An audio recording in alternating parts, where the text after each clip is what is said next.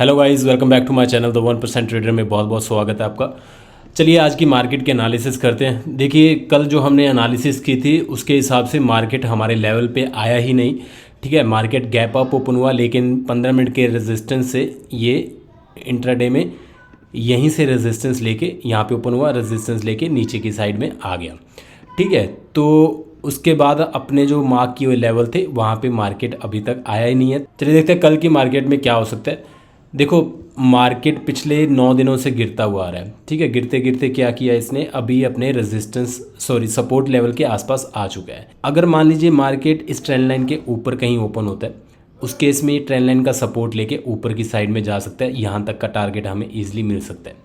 ठीक है, अगर ऊपर ओपन होके गैप अप और इस ट्रेंड लाइन रेजिस्टेंस के पास में जाता है तो यहाँ से रेजिस्टेंस लेके नीचे आ जाएगा। पुट साइड का यहाँ पे ट्रेड एग्जीक्यूट कर सकते हैं। ठीक है, और अगर मान लीजिए मार्केट कहीं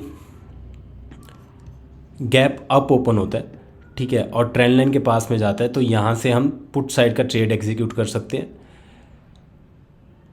ठीक है, और बाकी हम भी 15 मिनट के टाइम फ्रेम में देखेंगे, क्योंकि डेली टाइम फ्रेम के हिसाब से अभी यहाँ पे कुछ ज़्यादा कुछ है नहीं देखने के लिए।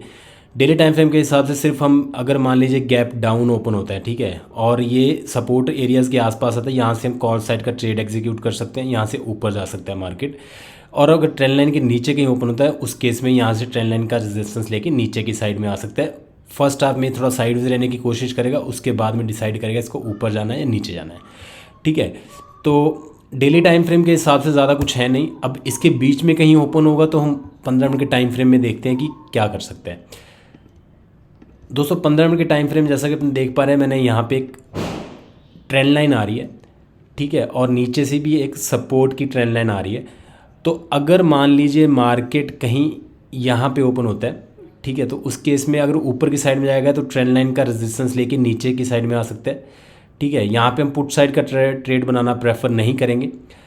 अगर मान लो ये नीचे आता है, ठीक है, यहाँ से हम कॉल साइड का ट्रेड एग्जीक्यूट कर सकते हैं इन सारे सपोर्ट एरियाज़ के आसपास। यहाँ से भी सपोर्ट ले सकता है मार्केट और यहाँ से भी सपोर्ट ले सकता है, कहीं से भी सपोर्ट लेके ऊपर की साइड में जा सकता है। और अगर मान लीजिए ट्रेंड लाइन के कहीं ऊपर ओपन हो जाता है, ये 15 मिनट का जो ट्रेंड लाइन है यहाँ कहीं पे ओपन होता है गैप अप, ठीक है, तो उस केस में क्या करेगा, यहाँ से सपोर्ट लेके ऊपर की साइड में जा सकते हैं। ट्रेंड लाइन तक का हमें टारगेट ईजिली मिल सकता है।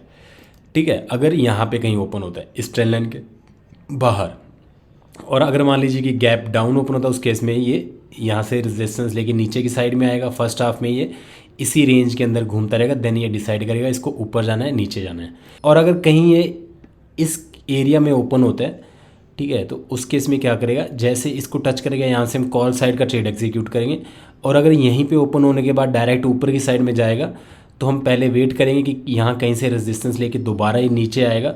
जब दोबारा ये नीचे आएगा यहाँ से हम कॉल साइड का ट्रेड एग्जीक्यूट करेंगे। ठीक है, और टारगेट हमारा ये इस एरिया के आसपास हमारा टारगेट रहेगा।